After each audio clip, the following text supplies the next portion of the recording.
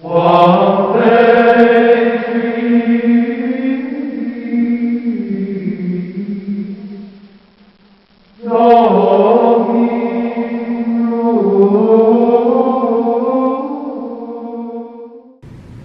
Hi folks, Brian here, the Repentant Sinner, and this video is to tell you that the atheists are right. Now, not about the existence of God. They're totally wrong about the existence of God. But the atheists are right about one very important issue, and that is the significance of the Catholic Church. And when I say atheists, let's make sure we define our terms here. Most of my friends are atheists, but I would also say that most of them are what I would consider to be low investment atheists. These are folks that they're not professional bloggers, they don't write books, but they don't believe in God, and they frankly can't be bothered with it. And they're basically the atheist equivalent of Catholics that only go to Mass on Easter and Christmas. You know, they'll self-identify as atheists or agnostics, but they don't really have a heavy stake in it, but they do believe in it. But the ones for whom atheism is a really important part of their identity, they betray something that is really worth noting. And I've thought about it for a long time. We have at my parish, we have an apologetics discussion group, and a friend of mine there, Phil, said something in a way that actually sort of encapsulated it better than I had been thinking about. And he said, you know, tomorrow, if any of the Protestant churches has disappeared, we suddenly didn't have Baptists or Lutherans or Methodists or pick whoever it may be. If the church suddenly went away, he said it wouldn't make a fig of difference to Christianity as a whole. Christianity as a whole would just keep on trucking along. But if something happened to the Catholic Church, that would in fact change Christianity forever. And to my Protestant friends, I know this is going to it sounds mean-spirited, doesn't sound very ecumenical, but it is the truth. And where we can find confirmation of this is amongst our atheist friends. When you see atheists get riled up, they get riled up at the Catholic Church. Now the funny thing about it is, that's not who upsets them. These are the guys that piss them off. These are the guys that essentially kind of ruin Christianity for everybody. They're out there, they're extremist, their message is not in keeping with Christ, and they give a black eye to all people who call themselves Christian. Having said that, if you get rid of them tomorrow, Christianity would keep going. And because ultimately at its core, atheists feel like unless we get rid of Christianity in general, that they haven't really won the battle. To get rid of this guy, you're going to have to get rid of this guy. And that's really the crux of it. Atheists are right. If you look at who they target, despite the fact that they really, really hate, I mean, if you really want to peg an atheist down, the people that they're really, really mad at are fundamentalist Christians. But the people that they reserve their ire for is the Catholic Church. That's who they spend their time researching. That's who they spend their time blogging about. That's who they spend their time making these grand pronouncements about the legitimacy of Christianity. They do it with respect to the Catholic Church. You never see them going and attacking Martin Luther. You never see them going and attacking John Calvin. You know, for them, frankly, that's low-hanging fruit. That makes no difference. As my friend Phil said, it would make a fig of difference to Christianity as a whole if they did anything to any of the other churches. It is the Catholic Church, and their atheists are right. Let me give you an example. This came up in kind of Catholic circles for a few years. There's a story that George Washington, who appeared to have some, maybe he was pro-Catholic. He wasn't anti-Catholic. Let's just say that, but he did have some kind of pro-Catholic sentiments. The story came up that perhaps George Washington had converted to Catholicism on his deathbed. And I don't know if this is true or not. This might just be wishful thinking amongst Catholics, probably is. I wasn't there, I'm not a historian, I can't comment on it. What's important to me about that story isn't whether or not George Washington became a Catholic or not, was the absolute fervor that took place trying to disprove this. If you go on the internet, if you go read about this, the amount of energy that's given to try to dispel this, it's unbelievable. Now, let's put that in perspective for a second. I'm sure somebody somewhere has misattributed some famous historical figure or some celebrity to some particular religious group and probably gotten it wrong. You don't find entire websites devoted towards disproving the hoax. Nobody cares whether historical person X was really a Methodist and not a Baptist. It doesn't matter. Nobody cares. The atheists certainly don't care. But if you say somebody was Catholic and they weren't Catholic, and believe me, the atheists will come out of the woodwork.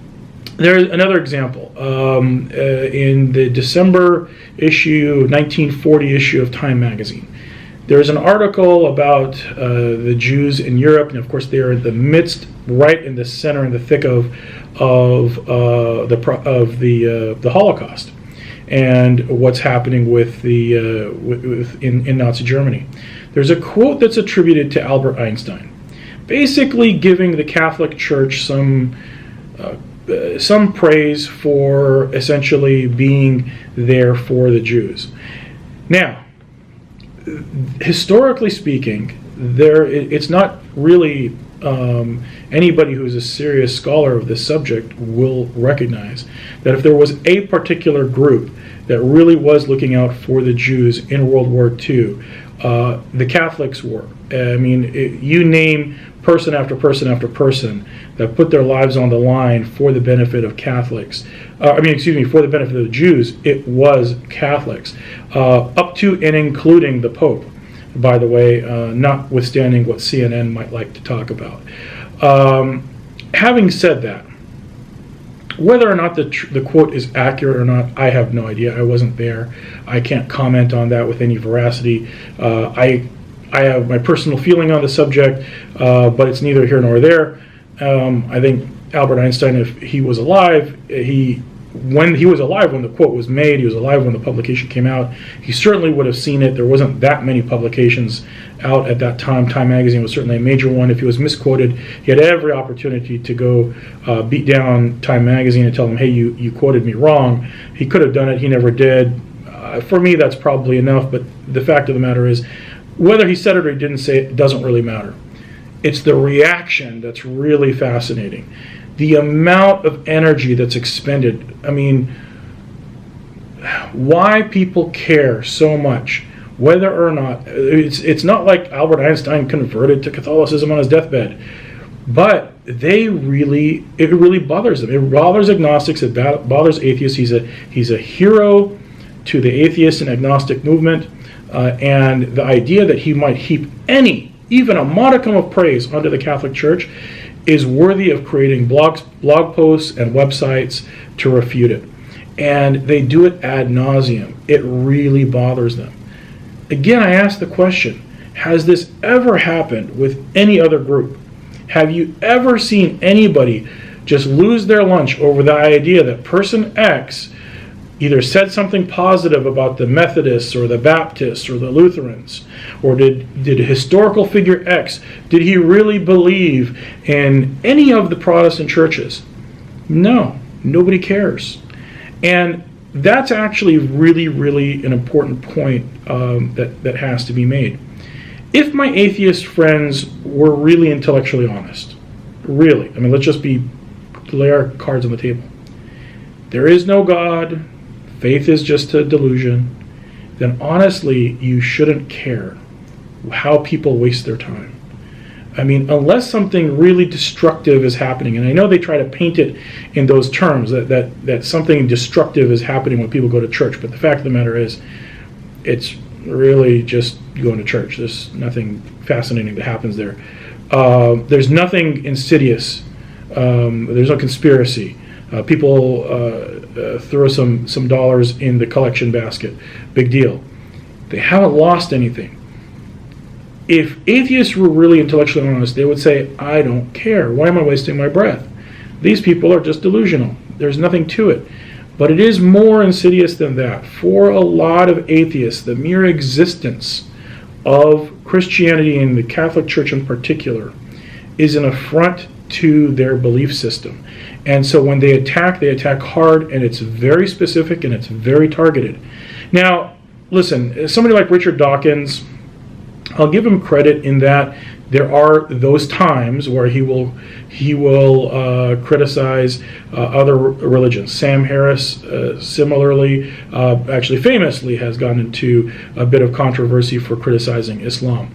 But it's not the brunt of their time. It's not the focal point of who they are in terms of trying to prove their point. In fact, they don't prove their point. They don't prove atheism is true. They are trying to prove Christianity is false. And so the atheists are correct.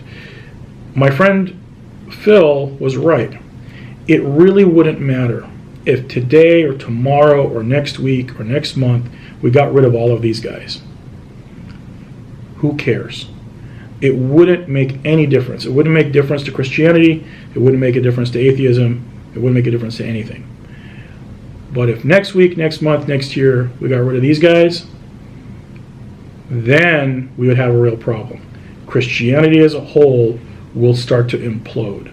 The foundation upon which all the other churches rests comes from Catholicism. And for my Protestant friends, I know some of you guys actually think your churches were independent and worked independent the whole way through. You need to go back and read your history. I myself, when I confronted one-on-one, I try not to get too deep in terms of trying to have a back and forth with somebody who is very convicted one way or the other, because I'm not trying to be mean. But go read your history books. John the Baptist did not found the Baptist Church. If you're a Pentecostal, your church wasn't started on the day of Pentecost when the Holy Spirit came down. There is a start point for your church, and it didn't start with Jesus. It started with the Catholic Church, and then some spin-off that led to some spin-off that led to the church that you're in right now. And because of that, if you go back to the first church and you crush that one, that's what the atheists really want, then the rest of them completely implode. And so in that sense, the atheists are right. And you know what? God bless them for recognizing the truth and recognizing the significance and importance of the Catholic Church. We'll keep pushing the truth, and one of these days they'll see it, they'll know it, and until then, we know that sometimes, if you're making a lot of enemies, you're doing something right. So until next time, I'm the repentant sinner. I'll be praying for you. God bless you.